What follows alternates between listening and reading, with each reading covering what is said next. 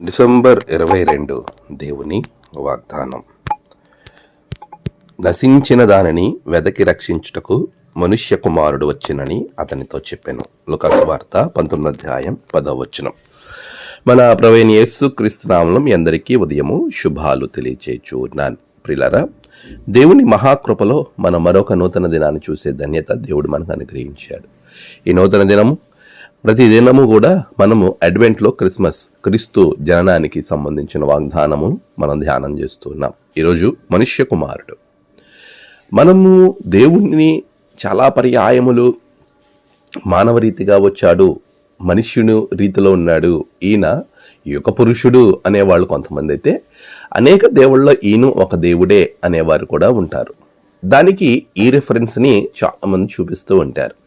ప్రియులారా, మనుష్య కుమారుడు అనే విషయాన్ని చాలా జాగ్రత్తగా మనం ఆలోచన చేసినప్పుడు, ఆయన మనుష్య కుమారుడు అని అంటే ఈ లోకరీతిలో మానవులు పాపం చేసిన దానికి ఆ పాపం నుంచి పరిహరించుటకు ఒక మానవుడే ఉండాలి కనుక ఈ భూలోకంలో ఉన్నటువంటి ఒక మనుష్యునికి కుమారునిగా జన్మించటం జరిగింది. కానీ ఆయన 100% మనుష్య కుమారుడు, మానవ రూపం దాల్చినవాడు, 100% దైవ స్వరూపం. అదే దైవ సిద్ధాంతం చాలా స్పష్టంగా తెలియజేస్తుంది. ఆయన వచ్చిన కారణాన్ని జక్కయ్య గృహాన్ని దర్శించినప్పుడు అక్కడ జ్ఞాపకం చేస్తున్నాడు. ఇదిగో నశించిన దాన్ని వెదకి రక్షించటానికే, అంటే ఎవరైతే పాపం వలన నశించిపోతున్నారో అలాంటి వారిని తిరిగి దేవుని యొద్దకు చేర్చడానికి నేను వచ్చాను. అయితే ప్రభు చెప్తున్న మాట, నేను అలాంటి వారిని వెతుకుతూ ఉన్నాను. ఆయన వెతికేవాడు, మనలను వెతికి పట్టుకుంటాడు. నువ్వు దేవునికి దూరంగా వెళ్ళే కొలది ఆయన నీ దగ్గరికి రావటానికి ఎక్కువ ప్రయత్నం చేస్తూ ఉంటాడు. అయితే ఆయన దగ్గరికి వస్తున్నాడని మనం దూరం వెళ్ళాలి అని అంటారా? కానే కాదు. ఇందులో దాగి ఉన్న అంతర్యం ఏమిటి అంటే, వెతికి రక్షించడానికి గల కారణం ఏంటంటే, చాలామంది తెలియక దేవునికి దూరంగా వెళ్తారు. దేవుని వాక్యము, దేవునిలో ఉన్న మాధుర్యము, దేవుని యొక్క సన్నిధి యొక్క ఆ గొప్ప అనుభూతిని తెలియక దేవునికి దూరంగా వెళ్ళేవారు చాలా మంది ఉంటారు. అలాంటి వారిని వెతికి రక్షించడానికి ప్రభు వచ్చాడు. ప్రభువుని గురించి తెలియక పారిపోయే వారి కొరకు దేవుడు వచ్చాడు.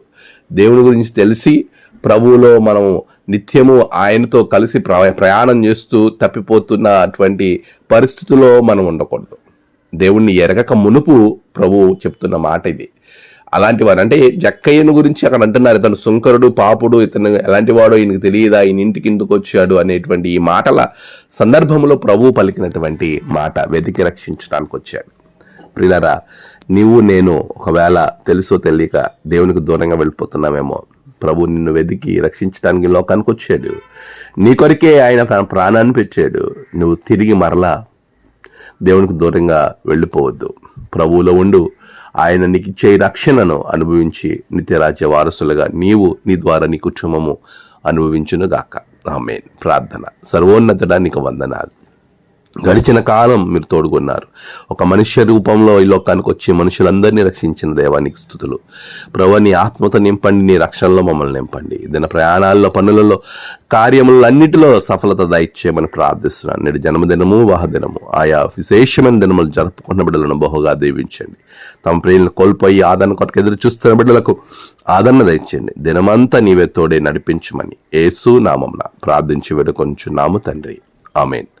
తండ్రి, కుమార, పరిశుద్ధాత్మ త్రియేక దేవుని దీవెన మీకు తోడుగా ఉండి నడిపించును గాక. ఆమేన్.